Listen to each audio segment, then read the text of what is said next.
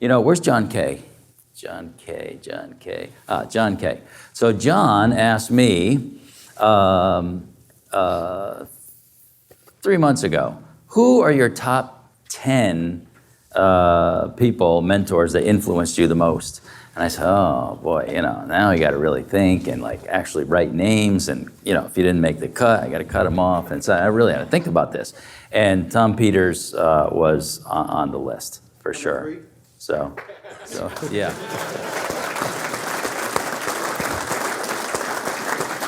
All right, question. Who has a question? Tom, Larry's always talking about the importance of personal development. You mentioned that you stopped drinking in 2005. Why was that important to mention?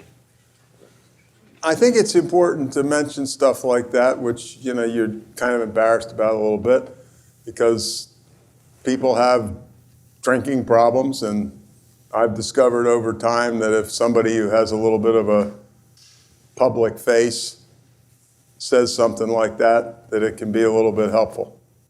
That's the primary reason.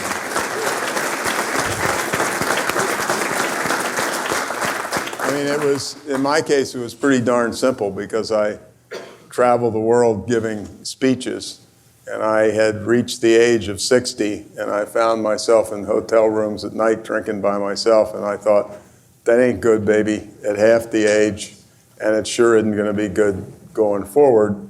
And I don't think I was ever an out of control drunk, but I needed to stop, and so I did. The attitude, you kind of have an attitude. Is that something that you developed over time, or is that something you're born with? I think I developed it over time. My mother was born in Virginia, and so she said there are two things in the world, good manners and godliness, and good manners sure as hell outranks godliness. So I was taught to be reasonably, I was telling you the truth. And the truth is that if this stuff was hard, then I wouldn't be pissed off that people aren't doing it. There's nothing that I said in the last hour that requires an above freezing IQ to understand. If it was, as I said, if it took third year calculus, then fine.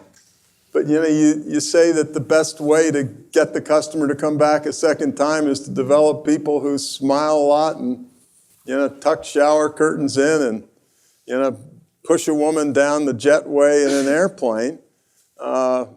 Not rocket science. And so I think it just irritates the hell out of me that I got to be 75 years old and hanging around saying the same damn stuff. I said to people when they, we want you to buy the book, but I said to people, I promise you, there's nothing new in it. Same stuff, just I'm hoping you'll listen this time. Tried 18 times, getting old.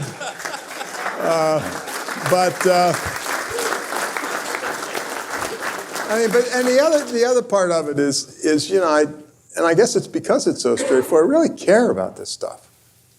I really had the opportunity to look at places that work and to see just what it means when it's like these funny little things. I did public television shows for a while, and I did one that featured the Southwest founder, or co-founder, Herb Kelleher. And I remember I don't know how it came along. I said, Herb, what's your favorite thing to do? Oh, he said, I have a favorite. I said, well, what is it? Now, I'll guarantee you that if I gave you 500 chances, you wouldn't even get close. I sure as hell wouldn't have. He said, my favorite thing in the world is sending letters to customers who have been abusive to my employees and telling them that they are no longer welcome to fly Southwest Airlines. And you wonder why you've got loyal employees when that was the case. And I can, honest to gosh, I can still see Kelleher, when he looked at me and said that. And if there really is such a thing as a jaw dropping, my jaw dropped. So if it was hard, then I would be more kindly toward not doing it. But I'm going to do my duty as timekeeper. Okay. And give these people a chance to buy your book and get you to sign it.